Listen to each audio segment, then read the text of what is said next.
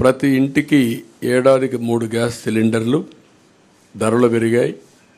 నిత్యావసర వస్తువుల ధరలు అయితే ఆకాశానంటే పరిస్థితి వచ్చింది. పేదవాళ్ళు గ్యాస్ కూడా ఉపయోగించే పరిస్థితులు లేరు కాబట్టి దీన్ని ఇవ్వడం జరిగింది.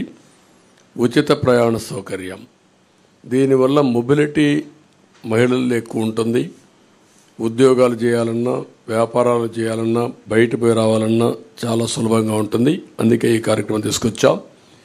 దీనికి తోడుగా షణ్ముగ వ్యూహం ఇది యాడ్ చేశాం. అందులో కూడా మీరు చూస్తే ఇంటింటికి రక్షిత మంచినీరు, కొళ్ళాయి ద్వారా నీళ్లు ఇవ్వడం. రెండోది రాష్ట్ర వ్యాప్తంగా స్కిల్ సెన్సస్, ఇది first of it's kind in the country. ఇంతవరకు కులగణన చేశాం. రిలీజియన్గా ఏ కమ్యూనిటీ ఎంత ఉన్నారు, ఏ రిలీజియన్ ఎంతమంది ఉంటారో చేశాం. ఫస్ట్ టైం స్కిల్ గణన చేయడం, అంటే స్కిల్ ఎవరికి ఎలాంటి స్కిల్స్ ఉన్నాయి, ఎలాంటి స్కిల్స్ సమాజంలో మెరుగైన అవకాశాలు ఉంటాయి, ప్రపంచంలో ఎలాంటి డెవలప్మెంట్ జరుగుతాయి, ఎలాంటి స్కిల్స్ మన యువతకు కానీ అందరికి కానీ ఇవ్వగలిగితే ప్రొడక్టివిటీ పెరుగుతుంది అనే దానిపైన మెయిన్గా ఫోకస్ చేయడం కోసం దీన్ని పెట్టుకోవడం జరిగింది. ఇంకొక పక్క చిన్న మధ్య తరహా పరిశ్రమలకి, అంకుర సంస్థలకి ప్రాజెక్ట్ వ్యయంలో గరిష్టంగా 10 లక్షల రూపాయల సబ్సిడీ ఇవ్వడం. ఇది కాకుండా ఇంకొక పక్కన చూస్తే ఎన్డీఏ ప్రభుత్వం తెచ్చిన 10% ఈడబ్ల్యూఎస్ రిజర్వేషన్స్ అమలు చేస్తాం. అది economically middle class, all OCs ఎవరైతే ఉన్నారో వాళ్ళల్లో 10% ఈడబ్ల్యూఎస్ రిజర్వేషన్స్ పెట్టి అందులో కూడా ఎకనామికలీ బ్యాక్వర్డ్కి రిజర్వ్ చేసి విద్యా ఉద్యోగాల్లో ప్రాధాన్యత ఇస్తాం. ప్రజాదాని అమరావతిని మళ్ళా కొనసాగించి ఉపాధి ఉద్యోగ అవకాశాలన్నీ కల్పిస్తాం.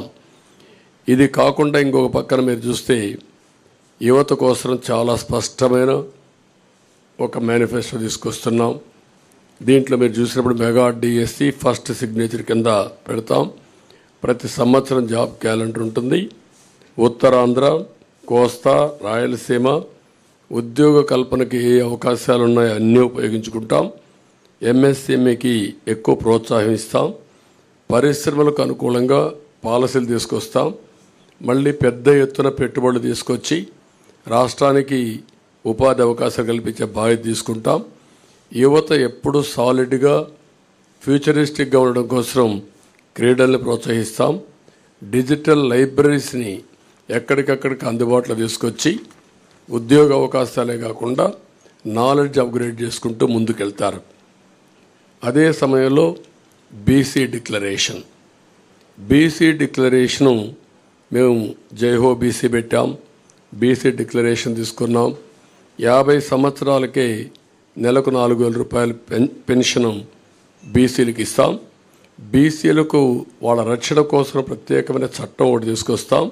బీసీ సబ్ ప్లాన్ ద్వారా 5 ఏళ్లలో 1,50,000 కోట్లు ఖర్చు పెట్టి తద్వారా వారి యొక్క వృత్తిపరంగా, చేతిపరంగా వాళ్ళకు పూర్తి సహకారం ఇచ్చి వాళ్ళ పైకి తీసుకొచ్చే కార్యక్రమాలు తీసుకుంటాం.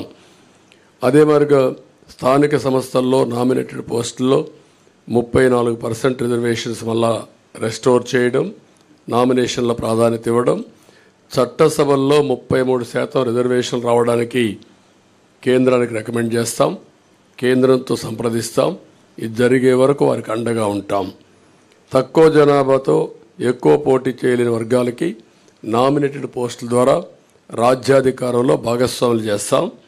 ఇది కాకుండా బీసీ వాళ్ళ కులాల దామాషా ప్రకారం 140 బీసీ కులాలు ఉన్నాయి. ఆ కులాల్లో కొంతమంది ఎక్కువ ఉన్నారు, కొంతమంది తక్కువ ఉన్నారు.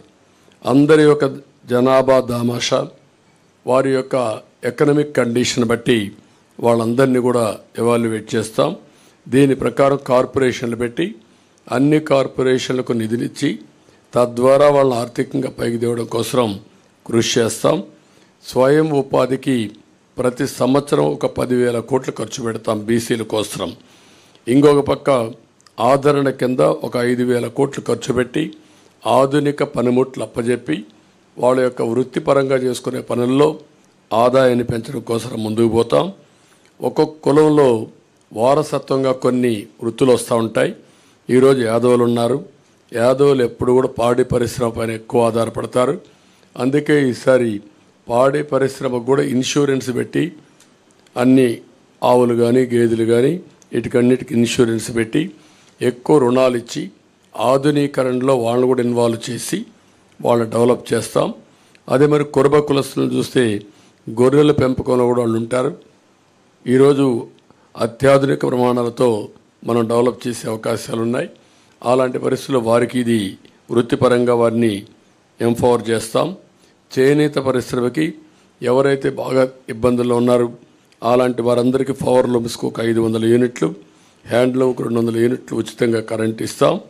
24,000 రూపాయలు సంవత్సరానికి వాళ్ళకి ఇచ్చే బాధ్యత తీసుకుంటాం. ప్రతి కుటుంబానికి కూడా ఒక 24,000 రూపాయలు ఇచ్చి వాళ్ళని ఆదుకుంటాం. ఇవి కాకుండా ఈరోజు నాయీ బ్రాహ్మణులకి వాళ్ళ గౌరవ వేతనం, దేవాలయాల్లో పనిచేసే అందరికీ 25,000 రూపాయలు గౌరవ వేతనం ఇప్పిస్తాం. షాపులకు 200 యూనిట్లు కరెంటు ఉచితంగా ఇస్తాం. గీత కార్మికులకి మద్యం షాపుల్లో 10% రిజర్వేషన్లు పెడతాం. వడ్డరికి క్వారీల్లో 15% రిజర్వేషన్లు పెడతాం. రాయల్టీ, సీనరీ ఛార్జీల్లో మినహాయింపు ఇస్తాం. ఇది కాకుండా రజక, దోబిఘాట్ల నిర్మాణానికి ప్రోత్సాహాలు ఇస్తాం. అదే మరి దోబిఘాట్ల కోసం పవర్ కూడా 200 యూనిట్లు ఉచితంగా ఇచ్చి వాళ్ళని ఆదుకుంటాం. మత్స్యకారులు ఎవరైతే ఉన్నారో విరామ సమయంలో, వేటకు పోలేని సమయంలో 20,000 రూపాయల ఆర్థిక సహాయం చేసి 217 జీవోని రద్దు చేస్తాం. వారిని అన్ని విధాలు ఆదుకోవడానికి బోట్ల మరమ్మతులు కానీ, కొత్త బోట్లు కొనియడం కానీ ఇవన్నీ చేస్తాం. ఎక్కడికక్కడ ఏవైతే ఈ చిన్న చిన్న పోర్ట్స్ ఇవన్నీ ఉన్నాయో దానికి కూడా ప్రాధాన్యత ఇచ్చి వారిని ఆదుకోవడం కోసం ముందుకెళ్తాం. స్వర్ణకారుల అభివృద్ధి కోసం కొత్తగా ఒక కార్పొరేషన్ పెడతాం. వారిని కూడా ఆదుకుంటాం. ఎవరైతే ఈ ప్రభుత్వంలో అతి దారుణంగా తోట చంద్రయ్య, అమర్నాథ్ గౌడ్, జల్లయ్య యాదవ్, పాల సుబ్బారావు ఇలాంటి వ్యక్తులను అతి క్రూరంగా చంపేశారు, ఆ కేసులన్నీ రీఓపెన్ చేస్తాం. తప్పకుండా కఠినంగా యాక్షన్ చేసి వాళ్ళందరిపైన కఠిన చర్యలు తీసుకొని వాళ్ళ ఆత్మకు శాంతి కలిగే విధంగా బీసీల కోసం మేము పనిచేస్తాం. ఇంకొక పక్క మహిళలు ఉన్నారు. నేను ముందే సూపర్ 6లో 4 కార్యక్రమాలు మహిళలకే ఇచ్చాం. అదే సమయంలో డాక్రా సంఘాలకి ఎంపవర్ చేయడం కోసం 10 లక్షల రూపాయల వరకు రుణాలు ఇచ్చి, వడ్డీ లేని రుణాలు ఇచ్చి వాళ్ళని ఆదుకుంటాం. అదే సమయంలో ఈరోజు జరిగే విధానం చూస్తే 10 రూపాయలు ఇచ్చి 100 రూపాయలు అలాగే ఇస్తున్నారు, 1000 రూపాయలు దోచేస్తున్నారు. ఆ విధానానికి స్వస్తి చెప్పి సంపద సృష్టించడం తెలిసిన పార్టీలు ఇవి. అటు కేంద్రంలో ఉండే ఎన్డీఏ సంపద సృష్టిస్తూ ఉంది. అదేవిధంగా పవన్ కళ్యాణ్ గారు కూడా సంపద సృష్టించి ఆ సంపద పేదవాళ్ళకి చేర్చాలనేది ఆయన ఆలోచన. ఈ 3 పార్టీలు కూడా కలిసి సంపద సృష్టిస్తాం, ఆదాయాన్ని పెంచుతాం, పెంచిన ఆదాయాన్ని మళ్ళీ పేద ప్రజలకు అందజేస్తాం. అదే సమయంలో హ్యాండ్ హోల్డింగ్ చేసి మనం ఇచ్చిన డబ్బులతో ఎక్కువ ఆదాయాన్ని సంపాదించుకునే మార్గం కూడా చూపిస్తాం. మా సిద్ధాంతం చేపనివ్వడమే కాదు, చేపలు పట్టేది కూడా నేర్పించాలని, దానికి కావలసినటువంటి స్కిల్స్ కానీ వసతులు కానీ ఏర్పాటు చేసి వారిని పైకి తేవాలనేది మా ఆలోచన. దానికోసమే ఈరోజు P4 ఉంది. చాలామంది గుర్తుపెట్టుకోవాలి. ఈరోజు ఎకనామిక్ రిఫార్మ్స్లో P3 అంటే పబ్లిక్ ప్రైవేట్ పార్ట్నర్షిప్తో రోడ్లు వచ్చాయి, ఎయిర్పోర్ట్లు వచ్చాయి, పోర్ట్లు వచ్చాయి, టెలికమ్యూనికేషన్ వచ్చింది, పవర్ వచ్చింది. దీనివల్ల సంపద వచ్చింది, పోటీ పెరిగింది, సమర్థత పెరిగింది. అదే సమయంలో ఈరోజు మా ఆలోచన భవిష్యత్తులో P4 అంటే పబ్లిక్ ప్రైవేట్ పీపుల్స్ పార్ట్నర్షిప్. ఈరోజు 10% పై బాగా ఆర్థికంగా పైకి వచ్చిన వాళ్ళు, కనీసం ఒక 20 మంది కిందన ఆర్థికంగా వెనుకబడిన వాళ్ళని పైకి తెచ్చే సామాజిక బాధ్యత తీసుకోవాల్సిన అవసరం ఉంది. ఇది జరగాలి. అందుకే ఏ పని చేసినా పేదవారి కోసం చేయాలనుకుంటున్నాం. దీనికి ప్రత్యేకమైన శ్రద్ధ పెట్టాం. పేదరిక నిర్మూలన అసాధ్యం కాదు. ఈ టెక్నాలజీ పెద్ద హ్యాండీగా ఉంది మనకు. నాలెడ్జ్ ఎకానమీ సాధ్యం. ఇది చేయడం కోసం అందుకే మేము తీసుకున్నది కూడా మీరు చూస్తే కాంప్రహెన్సివ్గా తీసుకున్నాం. ఇక్కడ కూడా మీరు గుర్తుపెట్టుకోవాల్సింది 2047 చాలామందికి అనుమానం ఉంది. ఎట్లా చేస్తారని చెప్పి మాట్లాడుతున్నారు మా క్రిటిక్స్ అందరూ. సంపద సృష్టించడం తెలిసిన పార్టీ తెలుగుదేశం పార్టీ. ఆ సంపద సృష్టి కూడా ఆటోమేటిక్గా ఏదైతే ఉందో ఒక ఎకో సిస్టమ్ క్రియేట్ చేస్తే డెస్ట్రాయ్ చేయకపోతే కంటిన్యూగా ముందుకు పోయే పరిస్థితి వస్తుంది. దానికి ఒక నిదర్శనం ఒక హైదరాబాద్, లేకుంటే ఐటీ రంగం, అలాంటివన్నీ చేసి ముందుకు వెళ్తాం. అదే సమయంలో అంగన్వాడీ కార్యకర్తలను ఆదుకుంటాం. ఉద్యోగాలు చేసే మహిళలకు హాస్టల్ వసతి ఏర్పాటు చేసి వాళ్ళకి రక్షణగా నిలబడతాం. ఇంకొక పక్కన కొంతమంది గర్ల్స్ మధ్యలో చదువు ఆపేసి మళ్ళీ వాళ్ళు కంటిన్యూ చేయాలి అనే ఆలోచన ఉంది. అలాంటి వారికి కళలకు రెక్కలనే పథకం కింద ఇంట్రెస్ట్ ఫ్రీ లోన్ ఎంతైనా కానీ ఇచ్చి వాళ్ళని పైకి తీసుకొచ్చే బాధ్యత, వాళ్ళు సెటిల్ అయిన తర్వాత ఆ డబ్బులు తిరిగి కట్టే బాధ్యత, అది కూడా వడ్డీ లేకుండా కట్టే బాధ్యత తీసుకొస్తాం. పండుగ కానుకలు, పెళ్లి కానుకలు నేను కొన్ని దీంట్లో పెట్టకపోయినా అన్న క్యాంటీన్ ఇవన్నీ కూడా పునరుద్ధరిస్తాం. మళ్ళీ పేదవాళ్ళకు అండగా ఉంటాం. ఈ ప్రభుత్వంలో ఉద్యోగస్తులు చాలా నష్టపోయారు. వ్యవస్థ చిన్నాభిన్నమైపోయింది. వ్యక్తులు కూడా ఆ ఉద్యోగాలను చేసే వాళ్ళందరూ వ్యవస్థలు డెస్ట్రాయ్ అయినాయి. వ్యవస్థలు నిర్వీర్యమైపోయినాయి. నిధులు లేకుండా ఒక పక్క, భయపెట్టి ఒక పక్క, అస్తవ్యస్తమైనటువంటి విధానాలు వీటన్నిటిలో దెబ్బతిన్నారు. రెండోది వాళ్ళు కూడా చాలా నిరాశ నిస్పృహల మధ్యలో ఉన్నారు. ఒక మాటలో చెప్పాలంటే సమాజం మొత్తం దెబ్బతిన్నప్పటికీ ఉద్యోగస్తులైతే నిర్వీర్యమైపోయారు. వారి నమ్మకాన్ని కోల్పోయే పరిస్థితికి వచ్చారు. ప్రభుత్వంలో ఎప్పుడు ఉద్యోగస్తుల మొరేలు బాగుంటే వారే సంపద సృష్టించాలి, వారే సేవలు అందించాలి, వారి వల్ల కూడా ప్రగతి జరగాలి. మేము పాలిటీషియన్స్ పాలసీలు నిర్ణయిస్తాం, దాన్ని ఎగ్జిక్యూట్ చేసేది సమర్థవంతంగా ఉద్యోగస్తులు చేయాల్సిన అవసరం ఉంది.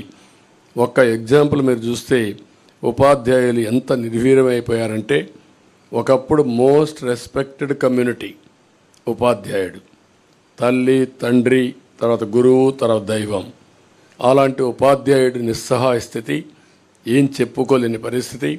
కడాన మద్యం షాపుల్లో కాపలాకు పెడితే అది కూడా నోరిప్పి చెప్పలేని పరిస్థితి. చెప్పితే కేసులు పెట్టడం. కనీసం వాళ్ళ రైట్స్ కోసం ఎప్పుడు కూడా ప్రజాస్వామ్యంలో ప్రజాస్వామ్య హక్కుల కోసం మాట్లాడే వ్యక్తులు ఇంటలెక్చువల్ కమ్యూనిటీ టీచర్స్. అలాంటి టీచర్స్ నోరిప్పలేని పరిస్థితి తీసుకొచ్చారు.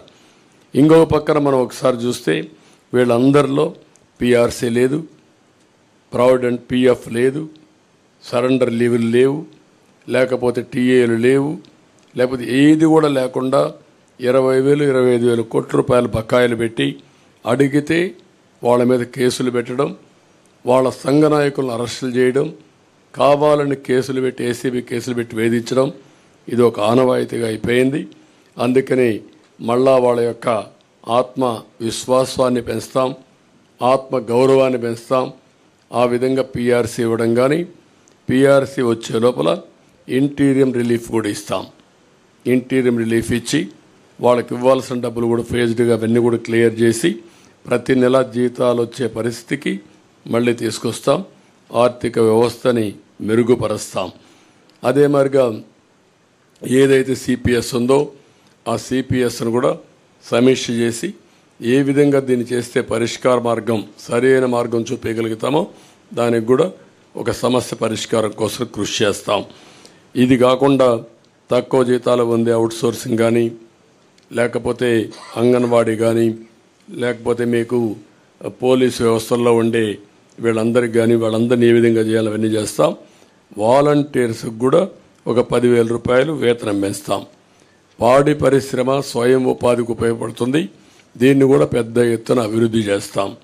ఇది కాకుండా కాపు సంక్షేమం కోసం ఒక 15,000 కోట్ల రూపాయలు ఖర్చు పెడతాం. ఇప్పుడు ఫస్ట్లో మీరు చూస్తే ఈబీసీ తీసుకొచ్చాం. ఈబీసీ తీసుకొచ్చినప్పుడు 10% ఈబీసీలకు రిజర్వేషన్ చేసే పరిస్థితి వస్తుంది. 10% అంటే ఉద్యోగాల్లో కాలేజ్ సీట్లలో 10% ఉంటుంది. అందులో కాపులు ఎక్కువ మంది ఓసీస్లో వెనుకబడిన వర్గాలు ఉంటే, ఆర్థికంగా వెనుకబడి ఉంటే వాళ్ళకి ఎక్కువ రిజర్వేషన్లు వస్తాయి. ఆ విధంగా దామాషా ప్రకారం వారి వారి ప్రాధాన్యతను బట్టి దానికి ఇచ్చే పరిస్థితి వస్తుంది. అవసరమైతే 5 ఏళ్లకు ఒకసారి సమీక్ష చేసుకుంటాం, ఎకనామిక్ సర్వే చేపిస్తాం. ఆ సర్వే ప్రకారం ముందుకు పోతాం. ఇక్కడికి వచ్చినప్పుడు కాపు యువతకి, మహిళలకి నైపుణ్యాభివృద్ధి, స్వయం ఉపాధికి ఎక్కువ ప్రాధాన్యత ఇస్తాం. కాపు భవనాలు కూడా కట్టి వారిని ఆదుకుంటాం.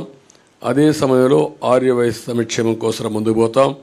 క్షత్రియ సంక్షేమం, అగ్రవర్ణాల్లో ఉండే ఇతర పేదలకు కూడా న్యాయం చేయడం, ఇవి చేస్తూనే ఈరోజు ప్రత్యేక కార్పొరేషన్ ఏర్పాటు చేసి ఎక్కడికెక్కడ ఇవన్నీ ముందుకు తీసుకుపోతాం. ఇంకొక పక్క పెన్షన్ కూడా మొన్నే అనౌన్స్ చేశాం. 4,000 రూపాయలు పెన్షన్ ఇస్తున్నాం. అది కూడా ఏప్రిల్ నుంచి ఇస్తాం. పెంచిన పింఛను ఏప్రిల్ నుంచి ఇచ్చి, ఇంకొక పక్కన వికలాంగులకి, దివ్యాంగులకి 6,000 రూపాయలు ఇస్తాం. వైకల్పానికి పూర్తిగా అంటే 2 కాళ్ళు చేతులు లేకుండా అవస్థపడే వాళ్ళకి 15,000 రూపాయలు ఇస్తాం. కిడ్నీ, తలసేమియా వంటి దీర్ఘ వ్యాధులు ఉండే వాళ్ళకి 10,000 రూపాయలు పింఛన్ ఇస్తున్నాం. ఇది కాకుండా 2 సెంట్లు ఇంటి జాగా గ్రామీణ పట్టణ ప్రాంతాల్లో, గ్రామాల్లో 3 సెంట్లు ఇస్తాం. ఇవి కాకుండా మీరు ఒకసారి చూస్తే ఇప్పటికే మంజూరైన పట్టాలకు ఇళ్లు కట్టిస్తాం. ఎవ్వరికి ఇంటి జాగాలు క్యాన్సిల్ చేయం. అదే సమయంలో అక్కడే ఇళ్లు కట్టించే పరిస్థితి తీసుకొస్తాం. ఇళ్ళు లేని ప్రతి ఒక్కరికి టిట్కో ఇళ్ళు ఇమీడియట్గా హ్యాండ్ ఓవర్ చేస్తాం. ఇవి కాకుండా అందరికీ ఇళ్ళు కట్టించే పరిస్థితి తీసుకొస్తాం. ఎస్సీ ఎస్టీ సంక్షేమానికి కట్టుబడి ఉన్నాం. జిల్లాల వారీగా వర్గీకరణ కూడా చేస్తాం. ఎస్సీ ఎస్టీలకు 50 సంవత్సరాలకే పింఛన్ ఇస్తాం. సప్లాన్ నిధులు వారి అభివృద్ధి కోసమే ఖర్చు పెడతాం. ఏజెన్సీలో ఆదివాసీ ఉపాధ్యాయులు నియామకం చేస్తాం. జీవో నెంబర్ 3 మళ్ళీ రివైవ్ చేస్తాం. ఎస్సీ ఎస్టీ సంక్షేమ పథకాలన్నీ తీసుకొచ్చి ఎస్సీలపైన దాడులు చేసిన వారందరిపైన కఠిన చర్యలు తీసుకొని వారిలో ఒక నమ్మకాన్ని క్రియేట్ చేస్తాం. ఎస్సీ ఎస్టీ బ్యాక్లాగ్ పోస్టులు కూడా పూర్తి చేస్తాం. ముస్లిం మైనారిటీ సంక్షేమం కోసం వాళ్ళకు కూడా 50 ఏళ్లకే పింఛన్ ఇవ్వడం, ఈద్గాలు, కబరిస్తాన్లు ఇవన్నీ కూడా స్థలాలు కేటాయించడం, విజయవాడ సమీపంలో ఆజ్ హౌస్ కట్టడం, నూర్ బాసా కార్పొరేషన్కి ఏటా 100 కోట్ల రూపాయలు కేటాయించడం, మైనారిటీ ఫైనాన్స్ కార్పొరేషన్ ద్వారా 5 లక్షల వరకు వడ్డీ లేని రుణాలు ఇవ్వడం, ఇమాం మౌజంలకి 10,000 రూపాయలు, 10,000, 5,000 గౌరవ వేతనాలు ఇవ్వడం, అర్హత ఉన్న ఇమాములకి ప్రభుత్వ కాజీలుగా నియమించడం, మసీదుల నిర్వహణకు ప్రతి నెల 5,000 రూపాయల ఆర్థిక సహాయం, ఆజ్ యాత్రకు పోయే ఒక్కొక్క ముస్లింకి 1,00,000 రూపాయల ఆర్థిక సహాయం చేయడం చేస్తాం. క్రిస్టియన్ సంక్షేమానికి కట్టుబడి ఉన్నాం. వారికి కూడా ఏమేమి ఉన్నవన్నీ చేస్తాం. అదే సమయంలో వ్యవసాయం 9 అవర్స్ అన్ఇంటరప్టెడ్ కరెంట్ ఇస్తాం. సోలార్ పంప్ సెట్స్ అన్నీ ఫ్రీగా పెట్టించి తద్వారా వాళ్ళు ఉత్పత్తి చేసుకున్న కరెంటు వాళ్ళు వాడుకుని మిగిలిన కరెంటు గ్రిడ్కి ఇచ్చే ఏర్పాటు చేస్తాం. అంటే ప్రతి ఒక్క పంప్ సెట్ వాళ్లకు సోలార్ ఇస్తాం. సోలార్ ఇచ్చిన తర్వాత వాడు వాడుకోవచ్చు. వాడుకోగా మిగిలిన కరెంటు గ్రిడ్కి ఇస్తే డబ్బులు ఇచ్చే ఏర్పాటు చేస్తాం. కేంద్ర ప్రభుత్వం ఇచ్చినటువంటి రూప్ టాప్ సోలార్ ఎనర్జీ కూడా ఇంటిగ్రేట్ చేస్తాం. అక్కడ కూడా వాళ్ళ ఇండ్లకు వాడుకొని మిగిలిన కరెంట్ ఇవ్వచ్చు. ఒక్కొక్కసారి వాళ్ళకు అవసరమైతే మళ్ళా గ్రిడ్ నుంచి డ్రా చేసుకోవచ్చు. 2 విధాలుగా. అంటే ఒకసారి ఎండలున్నప్పుడే సోలార్ వస్తుంది, వర్షాలు వచ్చినప్పుడు రాలేకపోవచ్చు. అలాంటప్పుడు గ్రిడ్ నుంచి ఇస్తాం. అలాంటి వస్తువుని ఏర్పాటు చేసి ఏ ఊరికి ఆ ఊరు కరెంట్ ఉత్పత్తిలో డీసెంట్రలైజేషన్ ఆఫ్ పవర్ జనరేషన్కి ముందుకు పోతాం. అంటే ఒక్కొక్క ఊర్లో చేస్తాం. ఒక సబ్స్టేషన్ యూనిట్ తీసుకుంటాం. సర్ప్లస్ డెఫిసిట్ అక్కడనే మేనేజ్ చేస్తాం. అప్పటికి కూడా షార్ట్ ఫాల్ ఉంటే గ్రిడ్ మేనేజ్మెంట్కి వెళ్తాం. అంటే మా ఉద్దేశం ఎక్కడ వీలైతే అక్కడ పంప్డ్ ఎనర్జీ కూడా పెడతాం. పంప్డ్ ఎనర్జీ పెట్టి ఎప్పుడైతే కరెంట్ రాని పీక్ టైంలో ఈ పంప్డ్ ఎనర్జీ ద్వారా పవర్ జనరేట్ చేసి ముందుకెళ్తాం. అదే సమయంలో ధరల స్థిరీకరణ నిధి ఏర్పాటు చేస్తాం. ఏవైతే సబ్సిడీ ద్వారా అన్నీ ఆపేశారు, వాళ్ళు ఇచ్చే 7,500 రూపాయలు తప్ప ఏది ఇవ్వడం లేదు. ఇప్పుడు దాన్ని మేము 20,000 రూపాయలు చేస్తున్నాం. ఇది కాకుండా మళ్ళీ ఏవైతే యంత్రాలు కానీ ఇవన్నీ కూడా ఏమేమి చేయాలో అవన్నీ చేస్తాం. కౌలు రైతులకు గుర్తింపు కార్డులు ఇస్తాం. ఇంకొక పక్క ప్రతి పార్లమెంట్లో 1000 ఎకరాలు ఏవైతే ZBNF ఉందో సేంద్రియ వ్యవసాయం ఒక మోడల్ ఫార్మ్స్ తయారు చేస్తాం. దీన్ని ఇంకా బాగా విస్తరించి ఒక ఆదర్శంగా ముందుకు తీసుకెళ్తాం. ఎక్కడికక్కడ గిడ్డంగులు, కోల్డ్ స్టోరేజ్ ఇవన్నీ ఇంప్రూవ్ చేస్తాం. డ్రిప్ ఇరిగేషన్కి 90% సబ్సిడీ ఇస్తాం. ఇది కాకుండా సెరికల్చర్ రైతులను ఆదుకుంటాం. అగ్రికల్చర్ మనం అక్వాకల్చర్ రైతులకు కూడా ఒక యూనిట్కి ₹50 కరెంట్ ఇస్తాం. ఇంకొక పక్క ల్యాండ్ టైటిలింగ్ యాక్ట్, ఇది nothing but Jagan land grabbing act. అతను ల్యాండ్ గ్రాబ్ చేయాలనుకుంటున్నాడు, అందుకే ఇలాంటి నల్ల చట్టాలు తీసుకొస్తున్నాడు. దీని పేరే జగన్ ల్యాండ్ గ్రాబింగ్ యాక్ట్. సొంతం కోసం పెట్టుకొని ఇలాంటి వ్యక్తులందరినీ ప్రోత్సహించి ప్రభుత్వ ఆస్తులపైన కత్తిపెట్టి బెదిరించి భయభ్రాంతులు చేసి ఎవరైనా మాట్లాడినా లేకపోతే వాళ్ళకు అవసరం ఉన్నా లాగేసుకునే పరిస్థితి వస్తారు. ఇప్పటికే ఈ రాష్ట్రంలో 40 ఏళ్ళు 50 ఏళ్ళు సంపాదించిన ఆస్తులు మెడ మీద కత్తిపెట్టి రాయించేసుకున్నారు. అది ఒక పోర్టు కావచ్చు, లేకపోతే ఇంకొక పక్క ఒక భూమి కావచ్చు, ఒక ఇండస్ట్రీ కావచ్చు, లేకపోతే ఒక క్వారీ కావచ్చు, ఒక మైనింగ్ కావచ్చు, ఏదైనా సరే మీరు చూస్తే మొత్తం రాగించుకున్నారు. ఎందుకు పోర్ట్లు చేతులు మారాయని అడుగుతున్నా, ఎందుకు సెజ్లు చేతులు మారాయని అడుగుతున్నా, ఎందుకు స్టూడియోస్ చేతులు మారాయని అడుగుతున్నా, ఎందుకు ఆస్తులు బలవంతంగా చేతులు మారాయని అడుగుతున్నా.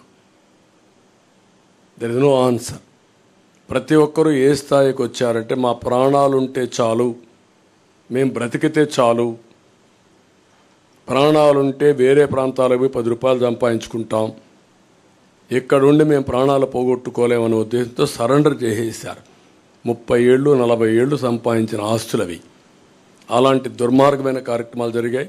అవన్నీ కూడా నేను ఎగ్జాంపుల్ చెప్పమంటే అన్నీ చెప్పడానికి సిద్ధంగా ఉన్నా. రేపు గవర్నమెంట్ వస్తానే ఒకటి కాదు ఎందుకు మారాయో నేను అడుగుతున్నా. కాకినాడ సెజ్ ఎందుకు మారింది, కాకినాడ పోర్ట్ ఏంటి, గంగవరం పోర్ట్ అన్నీ ఒకటి కాదు. మైనింగ్ ఈరోజు సిలికాన్ మైనింగ్ మన గూడూరు దగ్గర ఉన్నాయి. ఒక్క ఓనర్ ఉన్నాడు, ఒరిజినల్ ఓనర్. దాంట్లో రాష్ట్రంలో క్వారీస్ ఉన్నాయి, కనీసం చిన్న చిన్న క్వారీస్ కూడా మొత్తం లాగేశారు. ఒక్క క్వారీ ఎవరి దగ్గర లేదు. గ్రనైట్, గెలాక్సీ గ్రనైట్ ఎందుకు చేతులు మారాయి, ఎవడు తీసుకున్నాడు?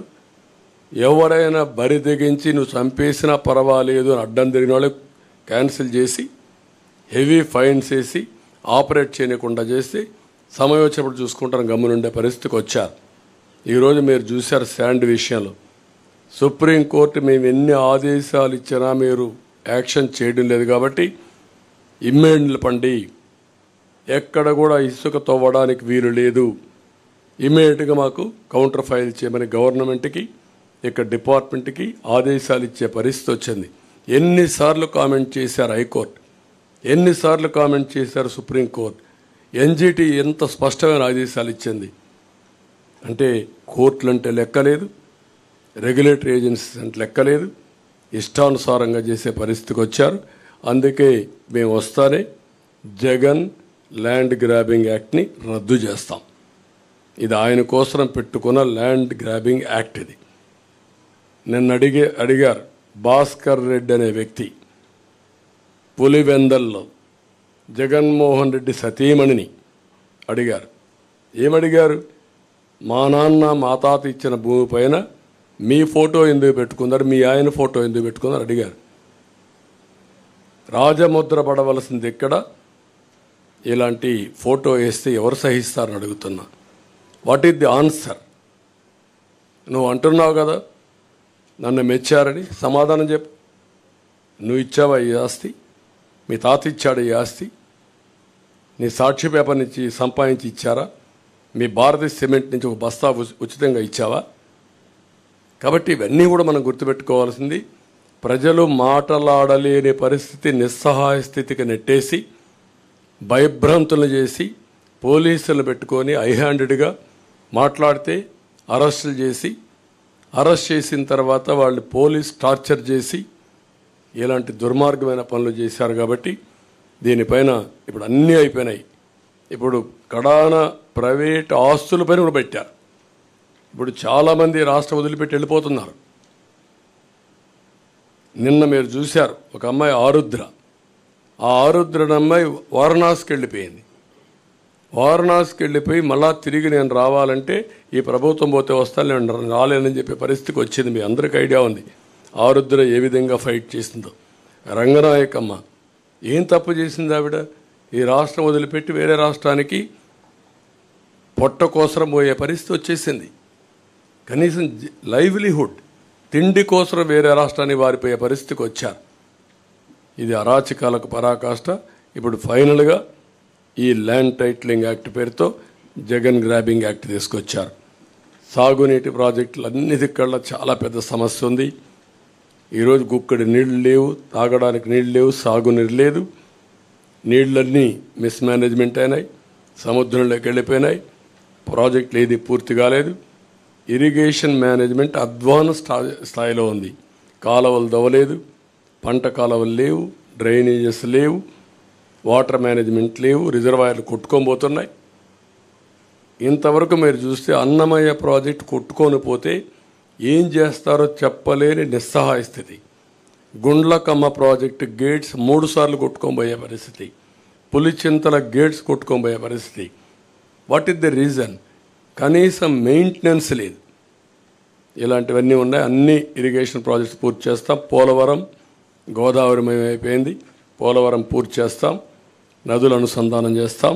అక్కడి నుంచి ఆల్ ప్రాజెక్ట్స్ ప్రాధాన్యత ఇచ్చి ముందుకు తీసుకెళ్తాం.